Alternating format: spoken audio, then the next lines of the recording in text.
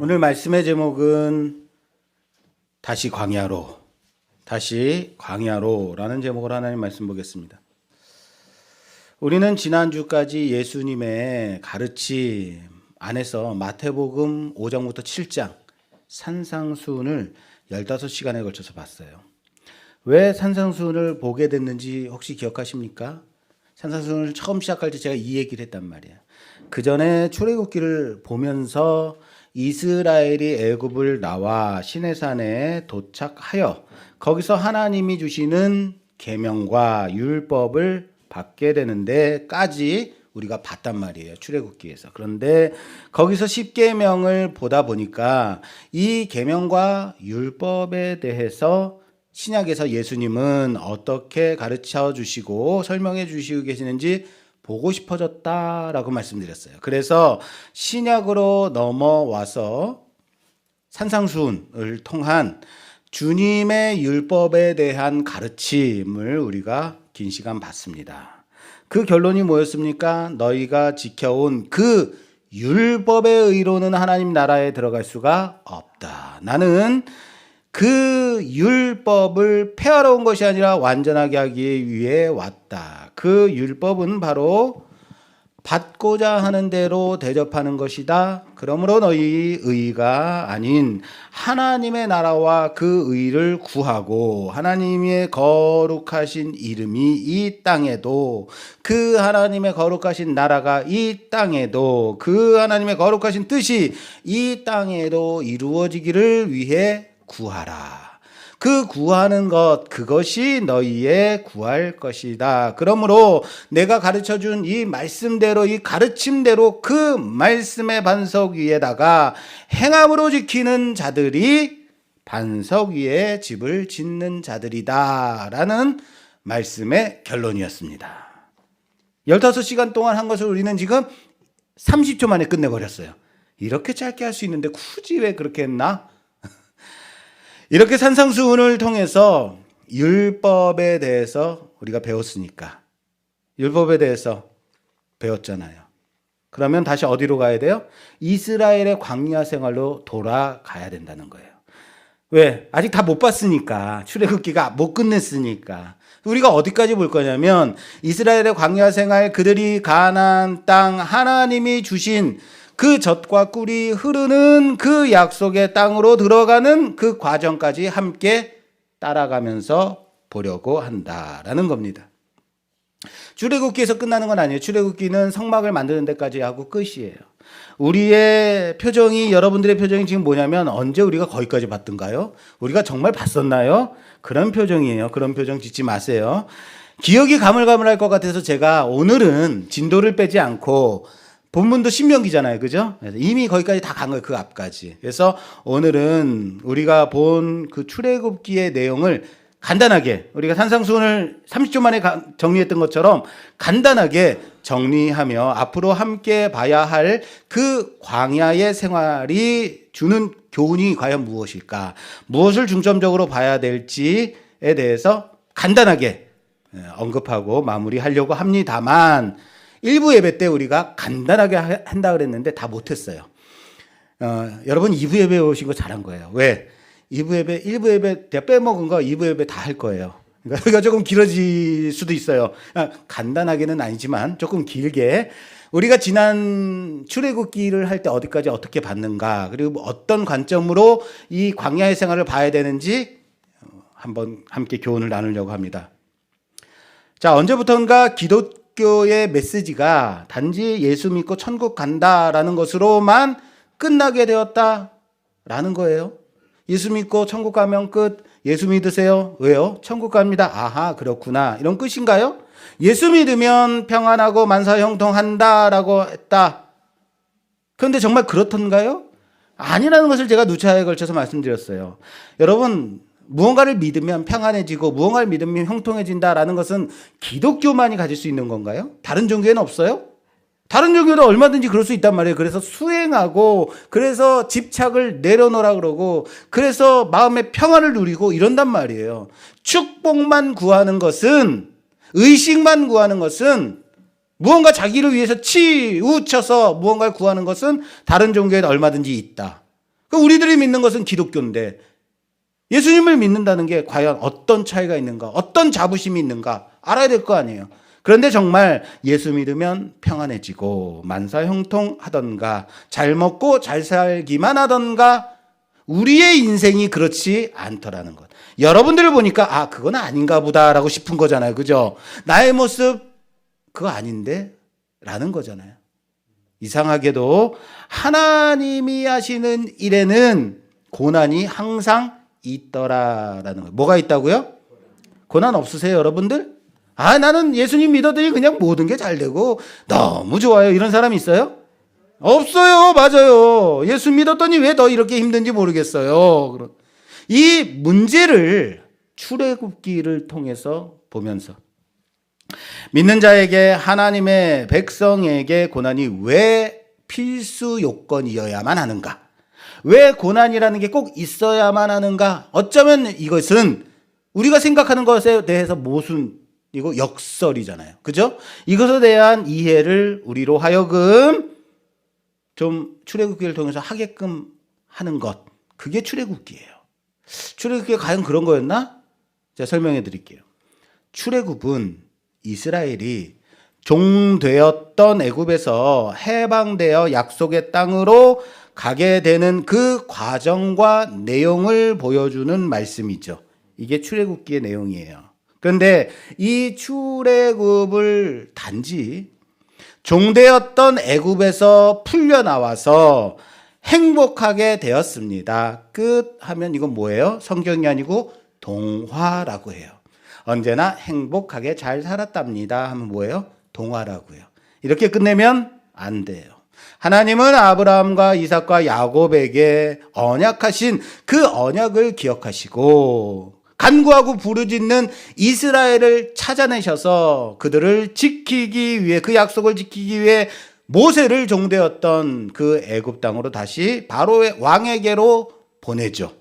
그랬을 때 이스라엘 백성들의 입장에서 생각해 본다면 종에서 해방된다고 하니, 자유를 얻게 된다고 하니, 나가게 된다니까 얼마나 좋았겠습니까? 문제는 뭐예요? 바로가 놓아주지 않더라라는 거예요. 안 돼. 너희가 시간이 많이 남아도는구나. 일을 좀 더 심하게 해야겠다. 고난과 역경이 더해지더라. 그래서 하나님은 애굽 땅에 몇 가지 재앙이요? 10가지 재앙을 내리세요. 10가지 재앙을 내려서 끝내 바로가 항복하고 이스라엘을 풀어주는 데까지 이르게 되죠. 그래서 이스라엘이 애굽을 나오게 돼요. 그러나 애굽 왕 바로의 마음이 변하게 되죠. 광야로 나간 애굽을 나간 이스라엘이 헤매고 다니네. 쟤는 안 되겠다. 다시 데려와야겠다 하고 마음이 변해서 군대를 동원하여 이스라엘의 뒤를 쫓아가게 됩니다. 그리고 끝내 이스라엘 뒤까지 쫓아가서 이스라엘 앞에는 홍해가 있고 뒤에는 누가 있어요? 애굽 왕 군대가 이르게 되죠. 막다른 길에 이스라엘 자손들이 있게 되죠. 그때 이스라엘 자손들이 뭐를 했어요? 하나님 앞에 기도했던가요? 원망하더라. 우리를 이곳에 매장하려고, 애굽 땅에 매장지가 없어서 우리를 이곳에 데려다가 매장하려고 우리까지 데려왔느냐라고 원망하죠. 이때 모세가 그 멋진 고백하는 거예요. 그 멋진 고백, 제가 제일 좋아하는 고백. 너희는 가만히 있어. 하나님이 오늘 너희를 위해 행하시는 구원을 봐라. 얼마나 멋집니까? 그리고 홍해를 가리키니까 홍해가 갈라지는 거죠. 그리고 이스라엘은 홍해를 무트로 건너고 그 뒤를 따라서 들어온 애굽 군대는 다시 바다의 힘이 회복됨으로 말미암아 그들을 덮침으로 모두 바닷속에 수장되고 맙니다.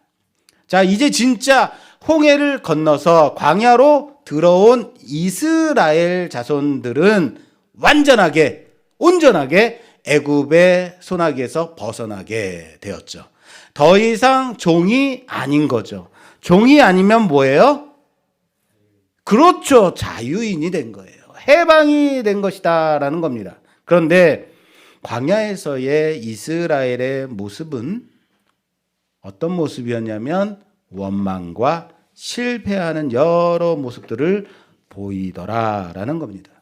물이 없다고 원망합니다. 먹을 것이 없다고 원망합니다. 그런데 그때마다 하나님은 물을 주시고 쓴물을 단물로 변화시켜 주시고 바위를 쳐서 물을 주시고 하늘에서 만나를 내리시고 그리고 메추라기를 보내주셔서 그들이 실컷 배불리 고기를 먹게도 하시더라라는 겁니다. 또한 그들의 가는 길을 밤에는 불기둥으로 낮에는 구름 기둥으로 인도하시더라. 장막 칠 곳을 알게 하시더라라는 겁니다. 하나님이 인도하시다. 그리고 그래서 도착한 곳이 어디예요?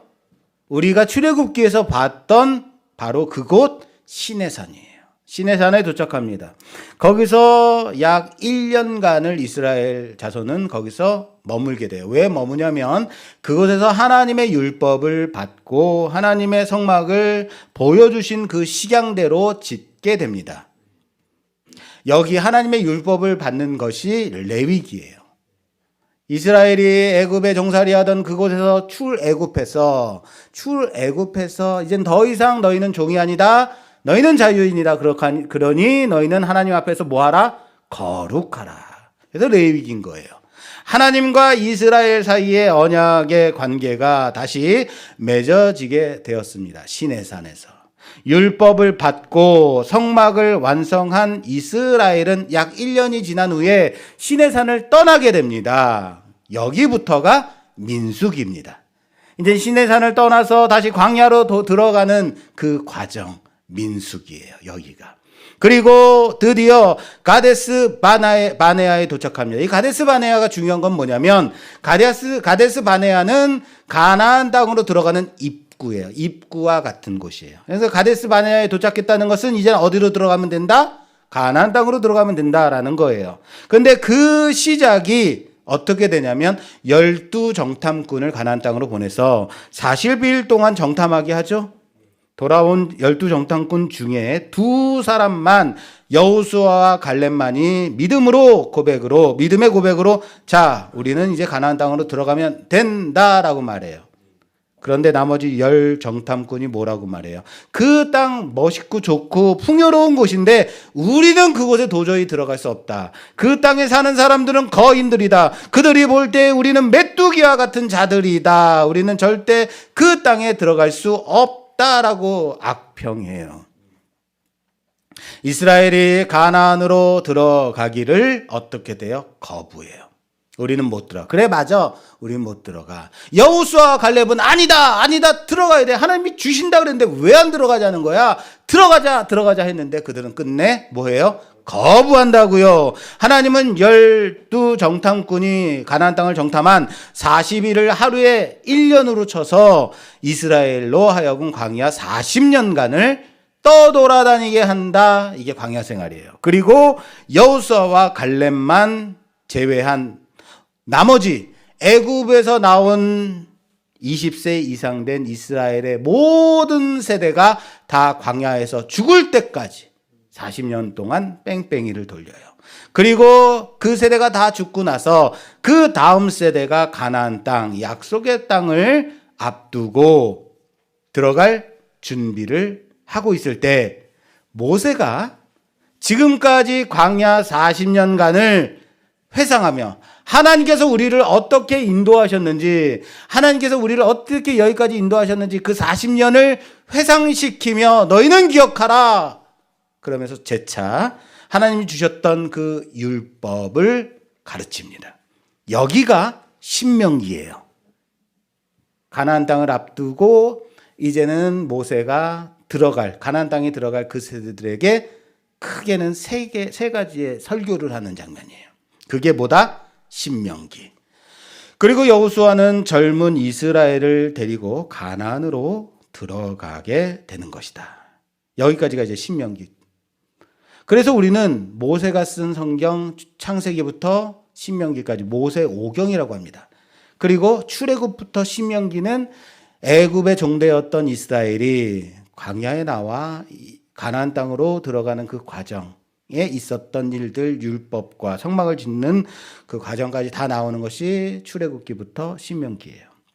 자, 여기까지가 광야에서의 이스라엘의 모습입니다. 우리는 앞으로 여기까지, 신명기까지 함께 쭉 볼 겁니다. 그런데 우리 언제나 뭐 나오면 힘들어해요. 율법 나오고 제사법 나오고 그리고 장막 만드는 법 나오고 그러면 힘들잖아요. 그죠? 그래서 그런 부분은 넘어가고 간단하게 설명을 한다든지 간단하게 하고 넘어가고 사건 위주로 그 광야의 생활 위주로 볼 거예요. 여기서 함께 보면서 고민해 보고 싶은 것이 하나님이 바로의 손에서 이스라엘 백성들을 꺼내실 때는 이스라엘 자손들에게 무엇인가를 하도록 요구하신 적이 없더라라는 것은 출애굽기를 보면서 우리가 알았어요. 그렇잖아요. 출애굽할 때 하나님이 이스라엘 백성으로 하여금 나가서 애굽 군대와 싸워라 그러셨어요. 나가서 괴뢰군들을 만들어 그 소대를 만들어 가지고 그들을 괴롭혀라 그랬던가요? 아니라고요. 모세를 보내서 바로왕 앞에 서게 했고 하나님은 10가지 재앙을 통해서 이스라엘 입장에서는 이건 재앙이 아니죠. 뭐예요? 10가지 기적이죠. 10가지 이적을 나타내셔서 이스라엘을 지키시고 인도하시고 끝내 바로를 항복시키셔서 애굽에서 이스라엘을 꺼내 놓으셨다. 누가 한 거라고요? 하나님이 하셨다고요. 그냥 이스라엘은 10가지 재앙이 일어날 때 애굽의 10가지 재앙이 일어날 때 그냥 이스라엘은 바라보기만 했었다라는 거예요. 보기만 했죠. 한 게 없어요. 오직 하나님이 홀로 10가지 재앙으로 애굽과 싸우셨다라는 거예요. 이스라엘을 보호하고 거기서 꺼내어 주셨다. 누가 하셨다? 하나님이.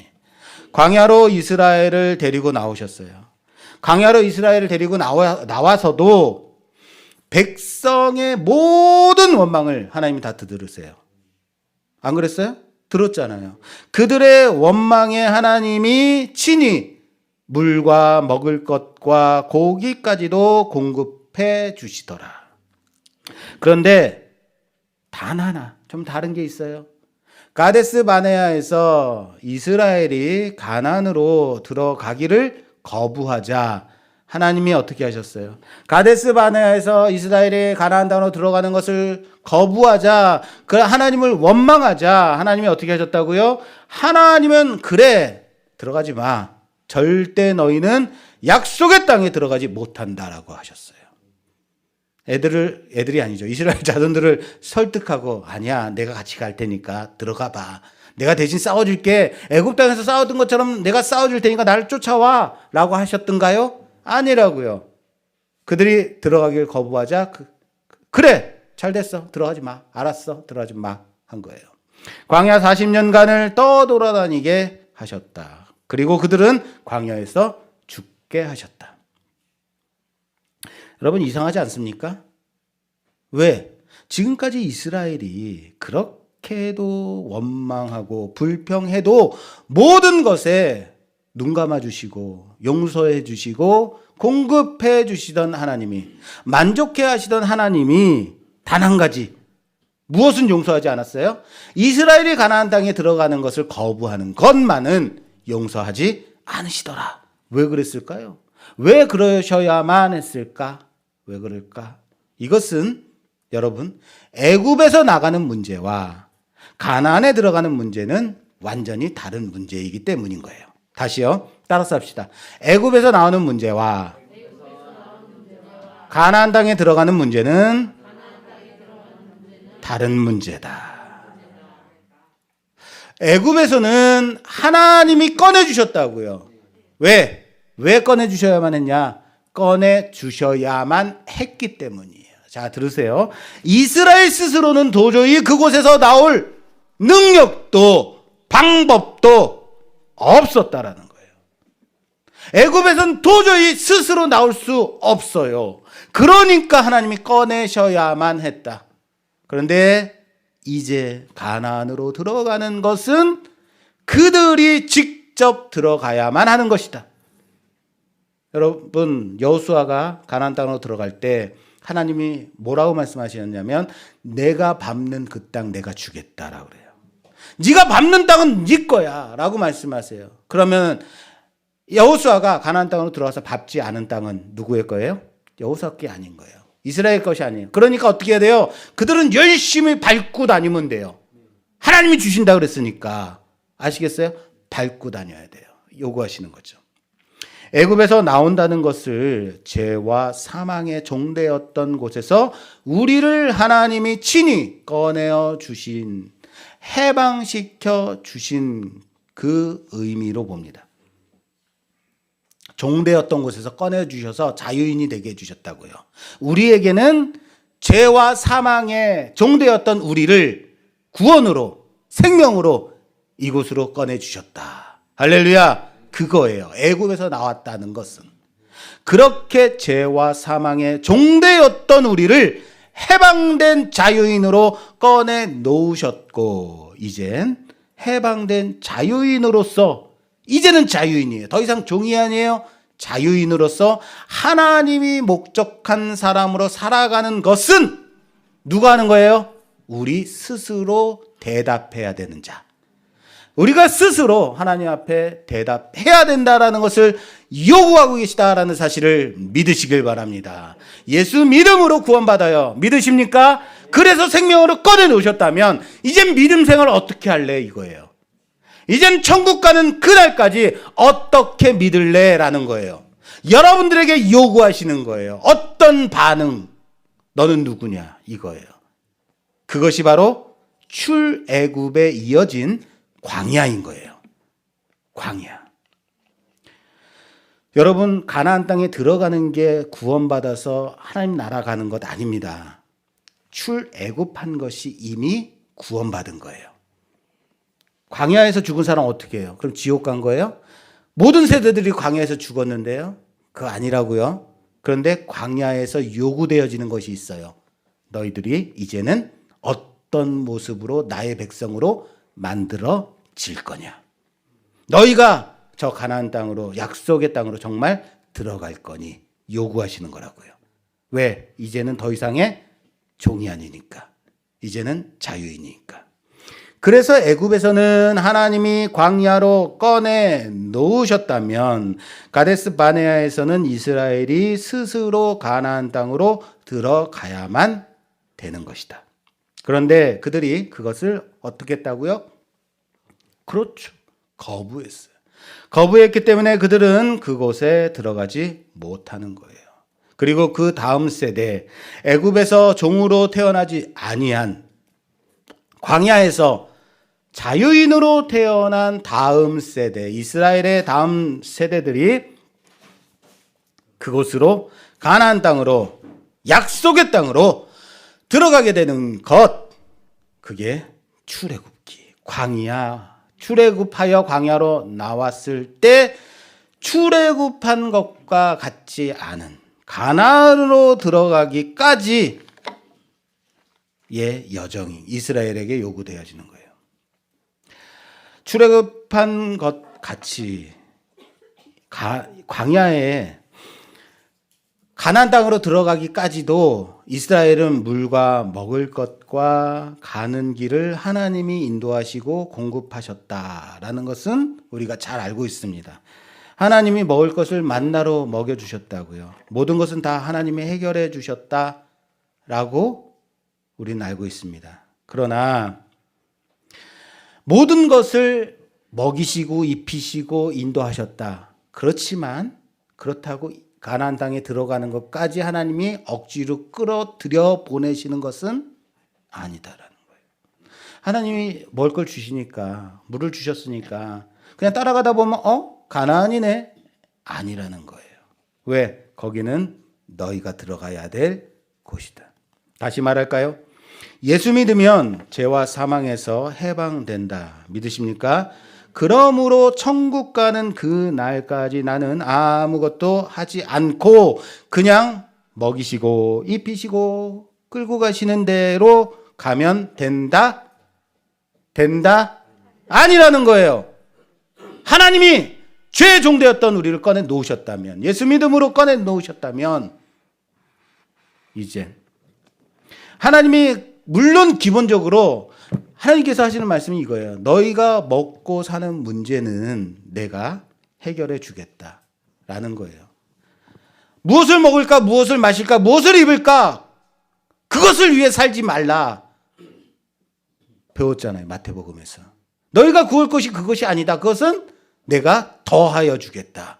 그런 것 구하는 것, 그것 때문에 사는 것은 이방 종교들도 다 그렇게 하는 것이야. 너희는 달라야 되지 않겠냐라는 거예요. 그죠? 그것을 위해서 살지는 마라. 왜? 하나님이 책임져 주시니까. 그거는.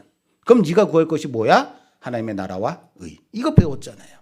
그러나 거기서 너희에게 준 그 삶 속에서, 지금 너희가 살아가고 있는 그 광야의 삶 속에서, 광야와 같은 세상에서 지금 너희들이 겪고 있는 문제들과 고난과 역경 속에서 너희는 내가 만들고자 하는 그 모습으로 다듬어지고 만들어지고, 그렇게 어디까지 가야 돼요? 약속의 땅까지 들어가는 데까지, 천국 백성, 그 백성다운 백성으로 만들어지는 데까지, 하나님의 자녀다운 자녀로 만들어지기까지 나아가야 하는 것이다. 누가요? 너희가, 내가. 아시겠어요? 기독교의 특성이, 기독교의 가장 중요한 핵심 단어 그러면 뭐예요? 믿음. 그렇죠? 또 하나 있어요. 사랑. 하나님은 뭐예요? 러브이시다. 사랑과 믿음이 우리 세상에서, 지금 우리가 살고 있는 세상에서도 가치 있는 단어잖아요. 그러니까 이건 기독교만이 갖고 있는 단어는 아니에요. 하나님의 말씀에서 대표적인 특성도 그런데 사랑과 믿음이다 라고 할 때, 세상에서도 그래, 그거 좋은 말이야, 맞는 말이다 라고 하겠죠. 좋은 개념이야 라고 수용할 거란 말이에요. 그러나 이 믿음과 사랑이, 우리가 말하는 믿음과 사랑이 정말 다른 건 뭐냐? 여러분, 믿음과 사랑은요, 서로 공유되고 사랑의 관계와 믿음의 관계로 맺어지기 위해서 동등한 두 인격과 인격 간의 수평적 관계가 있어야만 맺어질 수 있다라는 거예요. 너무 말이 헷갈렸나요? 제가 우리 집에 강아지를 안아요. 그럼 얘는요, 편해 하고 믿고 나한테 맡기질 않아요. 믿음이 없어요. 얘는요, 내가 딱 안으면요, 힘을 딱 주고 그래요. 뭐 하는 거예요? 내려놔. 존말할 때 내려놔. 그래. 까미야, 믿어. 나 너 사랑해. 너 던지지 않아. 떨어뜨리지 않아. 나만 믿어. 아무리 해도 얘는 뭐예요? 힘을 딱 주고 있어요. 내려놔야 자유함을 얻어요, 얘는. 무슨 말인지 아시겠어요? 얘랑 나랑은 뭐예요? 교통함이 없어요. 왜? 인격이 아니니까. 그런데 이건 있어요. 일방적으로 내가 사랑은 줄 수 있어요. 이쁘다. 그러면은 얘가 지금 사랑하는 줄 알아요. 근데 어느 순간 먹을 걸 뺐으면 금방 와서 물려고 그래요. 엄마한테는 안 그래요. 나한테만 그래요. 왜요? 얘하고 저하고는 격과 격이 아닌 거예요. 무슨 말인지 아시겠어요? 여러분, 사랑한다는 거요, 일방적인 사랑도 있을 수 있습니다만, 사랑의 관계, 믿음의 관계, 사랑과 믿음을 가지려고 한다면 둘이 대등한 지위로 가져가야 사랑하고 믿음을 나눌 수 있게 된다라는 거예요. 이해되세요? 대등한 지위나 인격적 관계에서의 이루어지는 관계라고요. 그것을 하나님이 우리에게 요구하신다면요, 일방적으로 어떠한 신이 그냥 우리의 인격을 무시하고 들어와 가지고 이 안에 자리 잡고 있는 게 아니고, 내가 너에게 사랑의 관계를 요구해. 나는 너에게 믿음을 요구한다 라는 것은 뭐예요? 서로 간의 믿음의 신뢰의 관계, 사랑의 관계를 원한다는 거 아니에요. 기독교만이 가질 수 있는 관계라고요. 아시겠어요? 그래서 사랑과 믿음은 자발적이어야만 하는 거예요. 우리가 예수님을 스스로 믿을 수는 없지만 그 상황에서 꺼내놓으셨다면 이제는 스스로 자발적으로 믿음의 관계로 와라. 여기까지 올라와라. 사랑의 관계로 나와 함께 누리자라는 거예요. 하나님이 우리와 무슨 격? 대등한 격으로 동등한 관계를 요구하신단 말이에요. 그런데 이것을 하나님은 이스라엘과의 관계 속에서 요구하고 계신다라는, 하나님과 이스라엘 사이에서 말입니다. 대등하고 동등한 인격 간에 이루어지는 그 관계를 말하는 겁니다. 너희에게 자유를 주었으니까 이젠 너희가 이제 선택해봐. 사랑과 믿음의 그 관계를 나와 함께 나누지 않겠니? 라고 말하시는 거예요. 우리는 우리가 우리 자신을 포기하면, 내가 내 자신을 그냥 포기하면 하나님이 다 알아서 해주시겠지라고 믿어요. 이거는 맞는 믿음일까요? 이것은 정말 좋은 믿음일까요? 내 자신을 포기한다, 그리고 하나님이 내 중심에 와서 나를 이끌어 가시기를 원해요 라는 고백은 멋있는 고백이긴 해요. 그런데 나는 아무것도 하지 않겠습니다 라고 한다면, 그 포기라는 단어가 나는 아무것도 안 할 테니까 하나님 알아서 하세요 라는 것이라면 이건 좋은 믿음은 아니다. 왜? 격과 격이 아니니까. 그런데 문제는 포기가 아니라 자발적인 스스로의 선택을 요구하시고 계신다면, 기대하고 계신다면 하나님이 우리에게 우리가 자발적 선택을 하려면 선택할 수 있는 자유가 있어야만 하는 거예요. 그게 전제예요. 하나님이 우리에게 그것을 요구하실 때는 우리가 무엇이기 때문에요? 자유인이기 때문인 거예요. 우리에게 자유를 주셨으니까. 그리고 그 자유를 하나님이 이스라엘에게 애굽을 나오게 함으로써 그 자유를 주셨다라는 거예요. 그게 출애굽이에요. 그 자유를 가진 자가 올바른 선택을 할지 잘못된 선택을 할지는 결과가 열려 있어요. 어떤 결론이 도출될지는 모르는 게, 그게 출애굽이에요. 결과는 누가 만들어내는 거예요? 물론 내가 만드는 거예요. 그런데 그 결과가 나오도록 끝내 하나님이 개입하시고 관여하시고 잘못이야 하고 알려주시고 계속해서 하시겠죠. 그죠? 그래도 하나님께서는 우리에게 무엇을 요구하신다고요? 선택하라고요. 여러분들 사망을 선택할 거야? 생명을 이거 아닙니다. 이거는 이미 지난 거예요. 이미 여러분들 생명력에 와 있는 거예요. 이제 여러분들의 선택을 요구하시는 부분이 있다라는 거예요. 자, 보세요. 우리 보고 선택하라고 한다면 우리가 하는 선택이 정당한 선택인지 잘못된 선택인지는 무엇으로 결정되어지느냐. 우리가 좋은 선택을 하는지 나쁜 선택을 하는지 그것은 무엇으로 결정이 되냐면 그것을 판단할 실력의 문제인 것이다.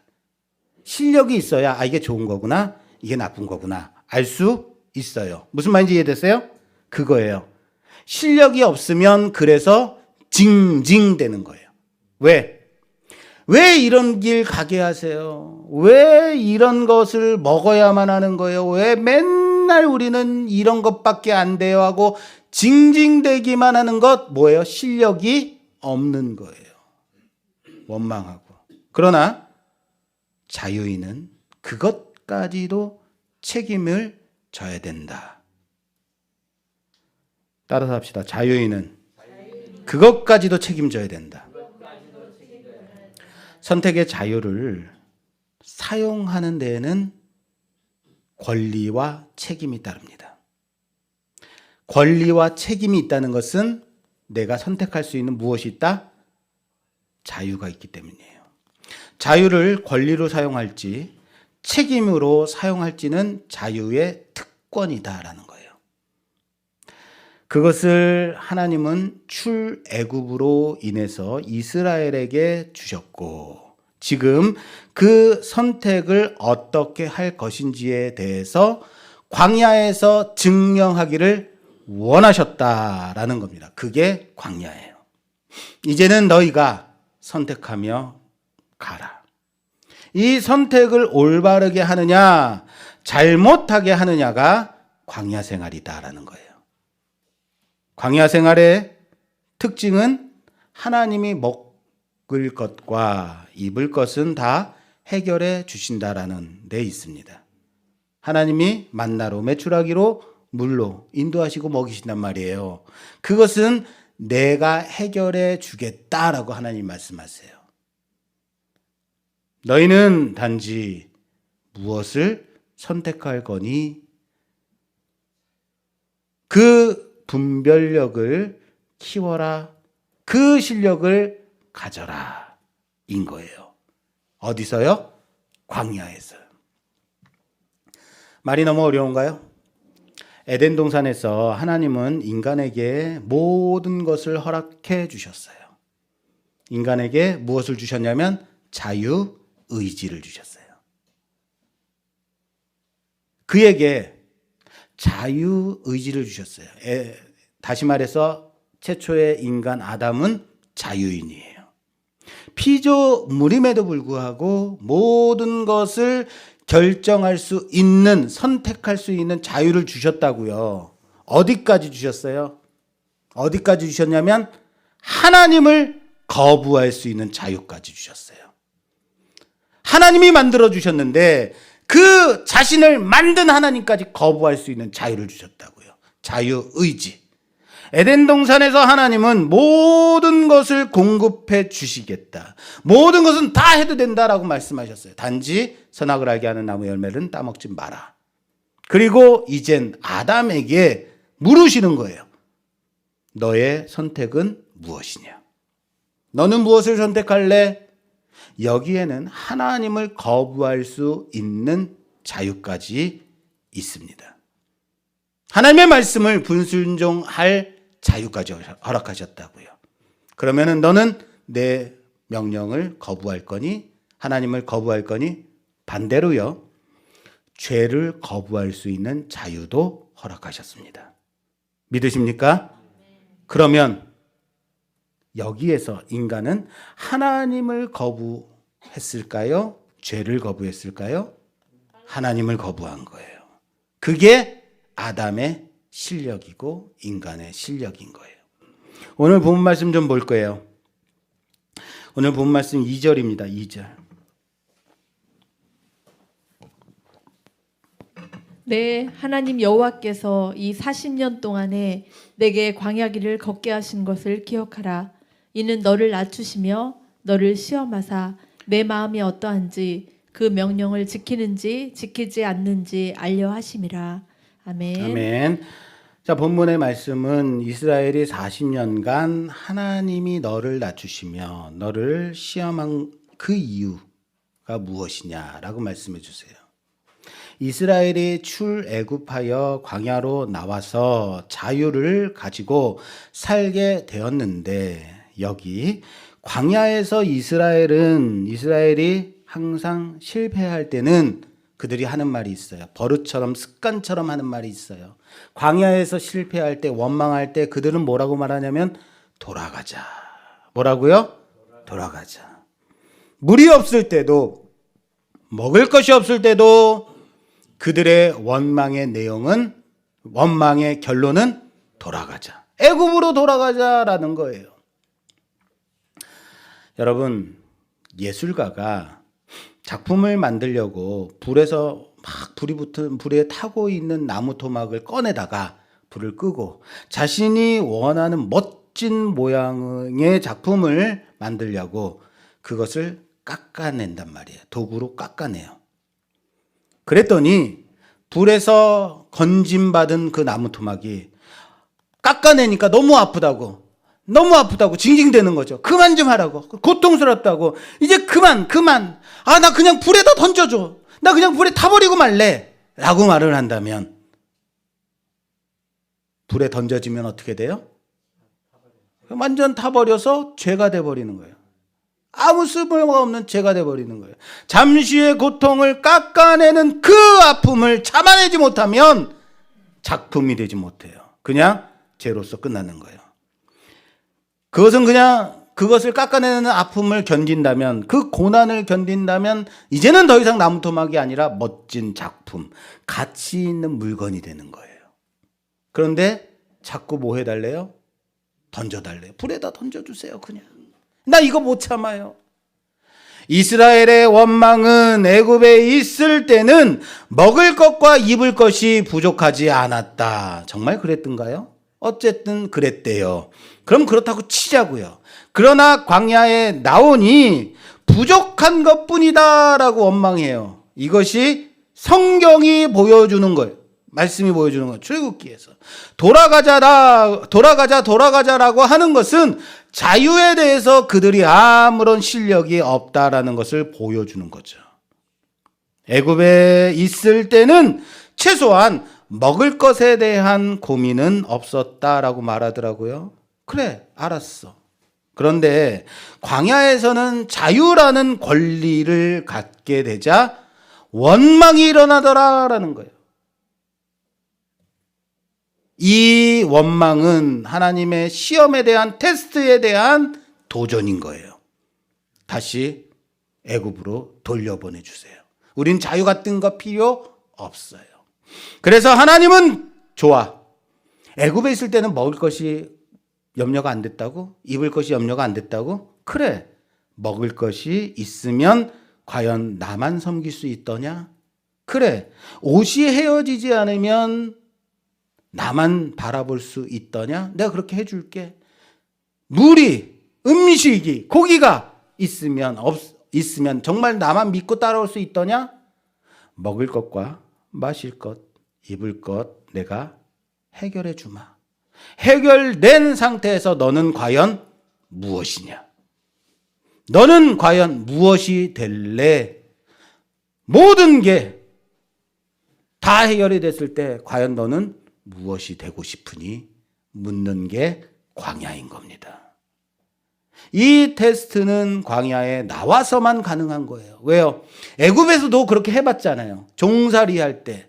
그들이 그렇게 해봤는데 애굽에서는 그런 고민을 할 필요가 내가 무엇인지, 내가 무엇이 되고 싶은지, 내가 무엇을 선택할지 고민할 필요가 있었다 없었다? 없었다. 애굽에서는요. 잘 들으세요. 내가 누구인지, 무엇이 되고자 하는지, 무엇을 선택할지는 애굽에서는 고민할 필요가 없었어요. 왜요? 그렇죠. 그들은 자유인이 아니었기 때문이에요. 그냥 아침에 일어나서 밥 먹고 나가서 일하면 돼요. 들어오면 자, 앉아, 자, 자면 돼요. 왜? 자유가 없으니까. 광야에 나와 자유인이 되었더니 그럼 행복할 줄 알았더니 수만 가지 오만 가지 고난들이 가득하더라. 매일같이 근심하고 염려하고 먹을 것, 살아갈 고민들 하게 되더라. 애굽에서는 이렇게 안 해도 됐었는데 왜 우리가 이렇게 고민해야 돼요? 돌려보내주세요. 그래? 그러니까 내가 너희에게 가는 길은 구름 기둥으로 불 기둥으로 인도해 주마. 그래? 너희 먹을 것, 마실 것, 입을 것 내가 책임져 주마 40년간. 그럼 너희가 과연 고민하는 게 힘든 것 때문이더냐? 아픈 것 때문이더냐? 너희가 고민하는 것이 과연 뭐냐? 너는 무엇이냐? 물으시는 거예요. 쇼생크 탈출이라는 영화 있어요. 이건 소설로 유명했고 영화가 아주 잘 만들어져서 많이들 보셨으리라 생각이 돼요. 혹시 기회가 된다면 소설로도 꼭 한번 보셨으면 좋겠어요. 앤디라는 사람이 종신형을 받아서 감옥에 갇히게 돼요. 무기징역이에요. 그곳에 먼저 들어가 있었던 많은 죄수들이 있겠죠. 그 중에 레드라는 사람이 있어요. 이 앤디는 자유인이었습니다. 그러다가 종신형을 언도받고 감옥에 들어왔죠. 그래서 이 감옥에 들어와서도 나는 자유인이야 라고 생각해요.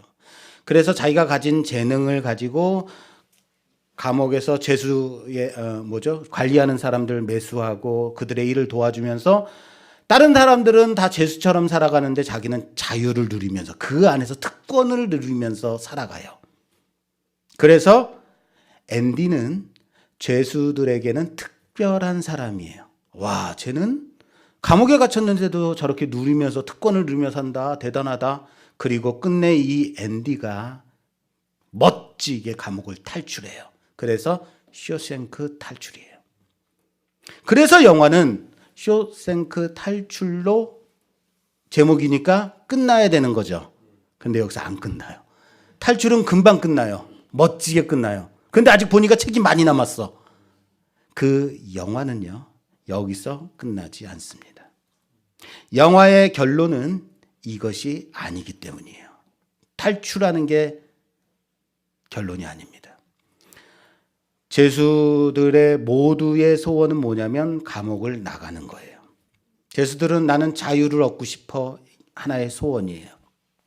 그들은 그럼에도 불구하고 체념과 원망 속에서 감옥에서 살아가요. 나갈 일만 바라보며 체념하며 이야기를 나누기만 해요.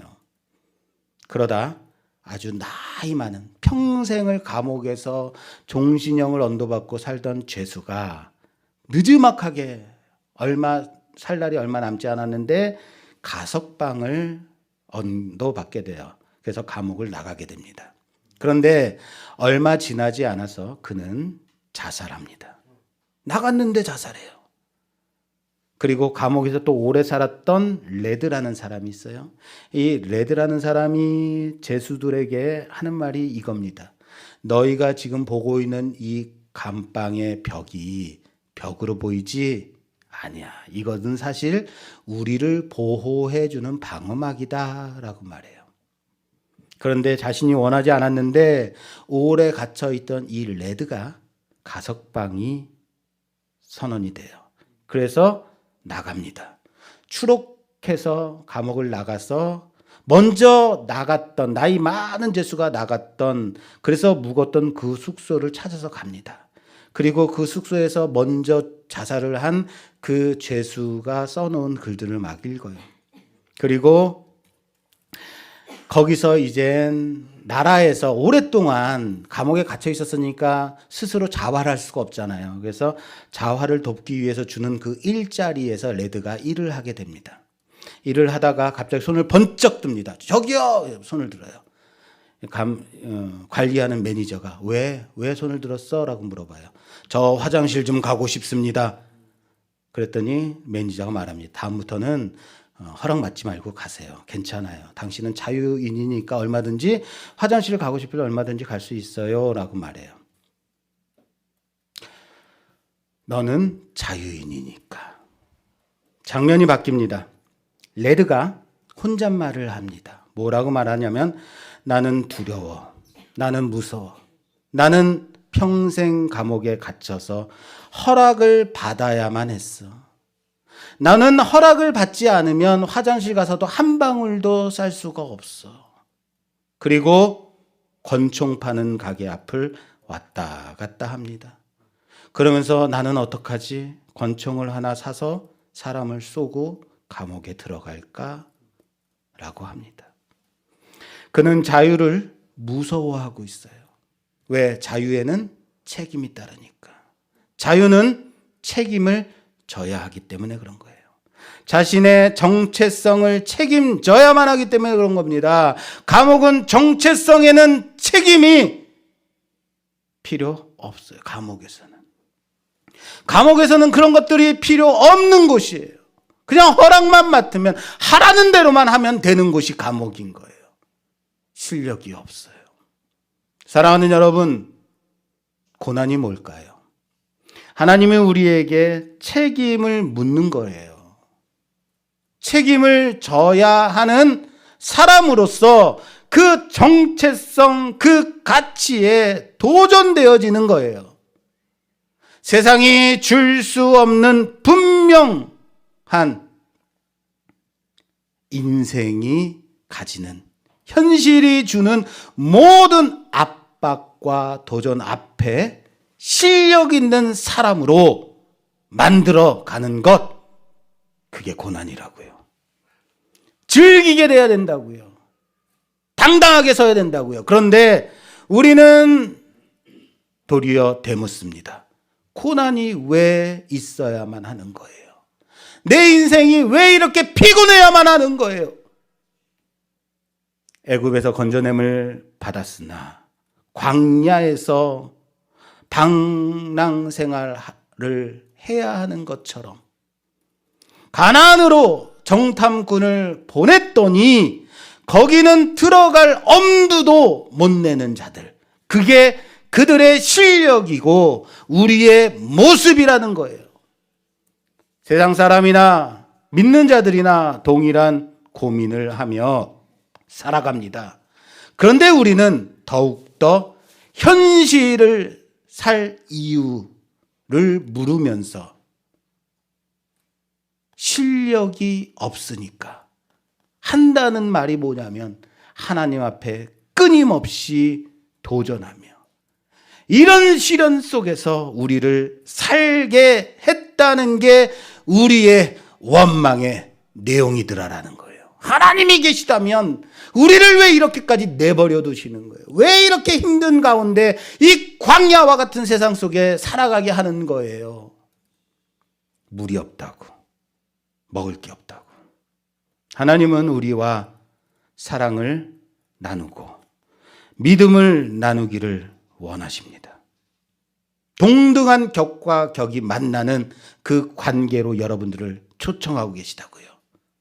모든 복의 근원이신 하나님이 우리와 대등한 관계를 맺기를 원하십니다. 믿으십니까? 우리는 고난이 영광으로 들어가는 문이다 라고 하나님 말씀을 묵상해야 합니다. 고난은 우리의 정체성과 우리의 선택을 묻는 질문입니다. 우리는 내가 누구인가를 배워가야 하는 자들입니다. 그 혼란, 그 긴장, 그 무게감 견디지 못해서 원망하는 거라고요. 정말 하나님을 믿으면 평안해야만 할까요? 만사 형통해야만 하는가? 이런 일반적인 종교심으로 우리가 기도하고 기대하는 건 하나님 다시 찾아오지 않아도 되도록 복 내려주세요 하는 거예요. 그래서 어떻게 하면 하나님을 안 찾아와도 세상 속에서 잘 살아갈 수 있을까? 무슨 말인지 이해됐어요? 우리의 죄를 회개한다면서 과거의 모든 죄를 다 회개하니까 다시는 죄 짓지 않고 살아가게 해주세요라고 말해요. 죄를 짓는 건 누가 하는 거예요? 내가 하는 거잖아요. 근데 하나님 앞에 죄 짓지 않게 해주세요. 누구 보고 해달래요? 하나님한테. 다시는 여기 와서 회개하지 않게. 이게 말이 되는 기도예요? 그거 한다고요. 여러분들한테 고난이 없으면 하나님 찾아오시겠어요? 먹고 살만하면 세상 가운데 신나게 돌아다닐 거 아니에요. 저도요. 시각장애 안 입었으면 목사 안 했어요. 무슨 말인지 이해되세요? 여기 보니까 한 10억 있으면 안 오실 분들 많아요.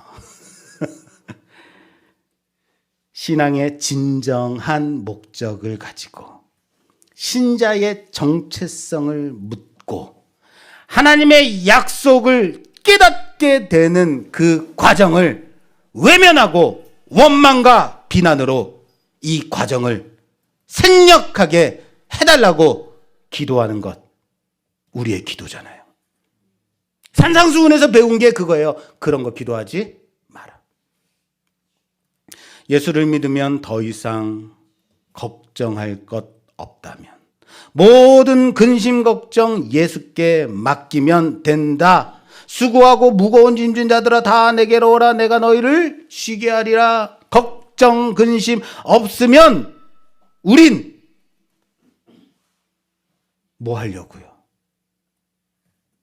무엇 때문에 여기에 우리가 있는 것인가요? 그래서 주님이 우리가 구할 것이 무엇이냐면 산상수훈으로 가르쳐 주신 거잖아요.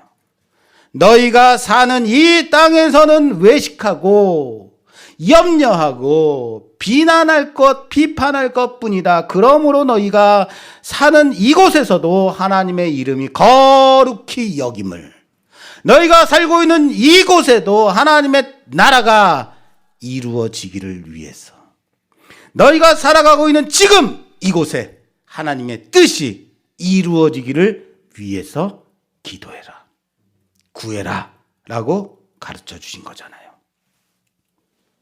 우리가 구할 것이 고생하지 않도록이 아니라고요. 고난받지 않도록이 아니라고요. 염려하지 않도록 아니라고요. 왜? 하나님이 우리를 자녀와 같이 징계하시기 때문인 거예요. 내버려 두시지 않아요. 아들다운 아들이 될 때까지, 세워지기까지 원하신다는 거예요. 우리가 사는 것이 먹고 마시고 입는 것에 있는 게 아니라 오직 하나님의 입에서 나오는 모든 말씀 가운데 나의 생명이 있음을 알게 하시려고 우리를 광야와 같은 세상 가운데 살게 하셨다는 사실을 믿으시길 바랍니다. 그게 광야인 거예요. 우린 다시 광야로 가야 합니다. 죄에서, 사망에서 해방된 자유인으로서 죄를 거부하고 고난을 맞아 당당히 맞서는 자가 되기를 바랍니다. 사람이 사는 것이 떡으로만 사는 것이 아니요, 오직 하나님의 입에서 나오는 모든 말씀으로 산다는 것을 증명하기 위해 다시 어디로 가야 된다고요? 광야로 가시라고요. 세상에 맞서 싸우시라고요.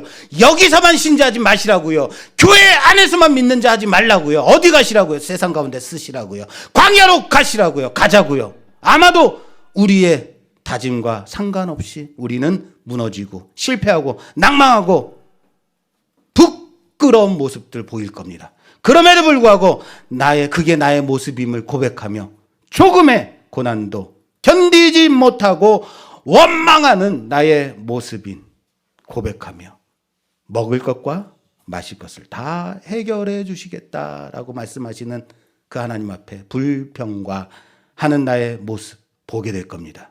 그래서 다시 어디로 가야 된다고요?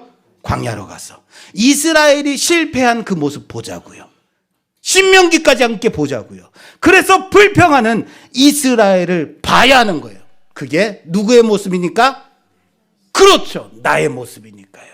그리고 나를 발견해야 되는 것입니다. 광야에 선 나의 실력 없는 모습을 고백해야 하는 겁니다.